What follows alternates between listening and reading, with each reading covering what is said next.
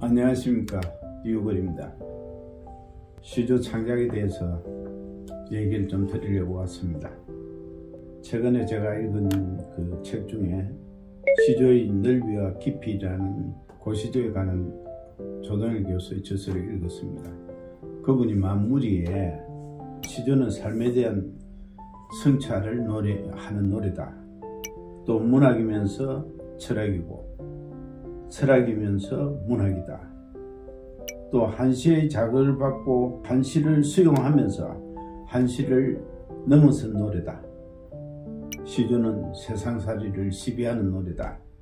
시조는 자연을 만나는 노래다. 이런 그 마무리 얘기를 했습니다.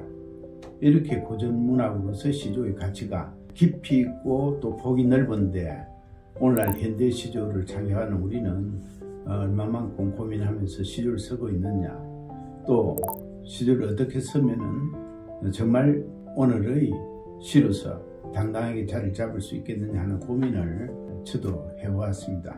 오늘날 시조 창작이 제일 문제되는 게 뭐겠느냐 생각해 보면은 너무 지나치게 완고한 입장에서 시조 형식을 강조하는 측면이 있을 수가 있고, 또 다르게는 창의성을 너무 지나치게 강조하면서 시조 형식을 너무 개의치 않게 파괴하는 경우도 있을 수가 있겠다.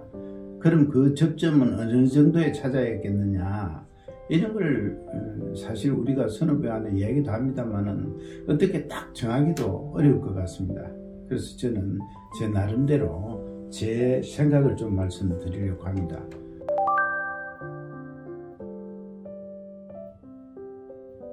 시조 창작의 제일 중요한 첫 번째 맹제는 시조는 정형시다입니다.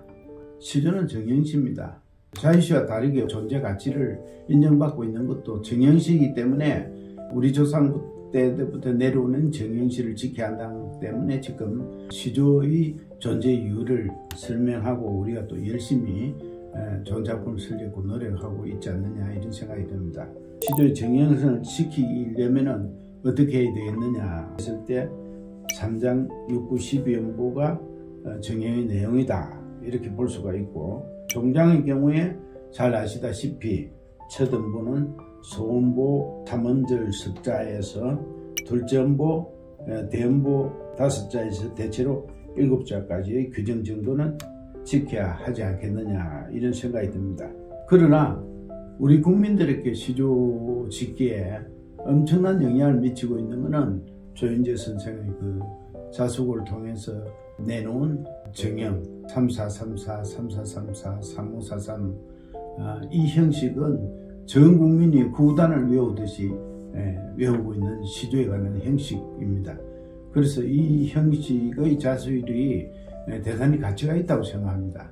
초심자에게는 이걸 잘 이용하면 가르치는 데 도움이 되지 않겠느냐. 그러나 우리가 알아야 될 것은 시조는 형식의 어떤 범위가 굉장히 넓습니다. 그래서 공통으로 우리가 지켜야 할 율격이 있고, 또 개인이 조금 느리기도 하고 줄이기도 하는 개별 율격도 있습니다. 그렇기 때문에 시조를 정형시에 비해서는 자유시적 요소가 있고, 자유시에 비해서는 정형시적 요소가 있는 시가다, 이렇게 이제 얘기를 하기도 합니다. 여기에서 이제 제일 중요한 것은 시조를 어떻게 잘 써야 하겠느냐 했을 때 제가 첫 번째 정형시를 이야기했습니다.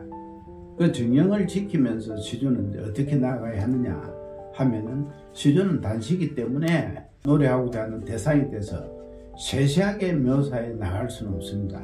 그러니까 그 특징을 잡아서 임팩트 있게 그 울림이 커서 많은 사람이 크게 감동을 하게 되면은 오히려 좋은 또 단시로서의 자기 효능을 발휘할 수 있지 않겠느냐, 이런 생각이 듭니다. 시조의 어떤 창작에서 효과적으로 그려내기 위해서 이제 예를 든다면 기성정결이라든지 성경후정이라든지 뭐 이런 여러 기쁜 시조에 참 들어맞는 게 참 많습니다. 그 시조 예를 든다면은 태산이 높다 하되 하늘 아래 매이로다 오르고 또 오르면 못 오를 리 없건만은 사람이 제한이 오르고 매만 높다 하더라.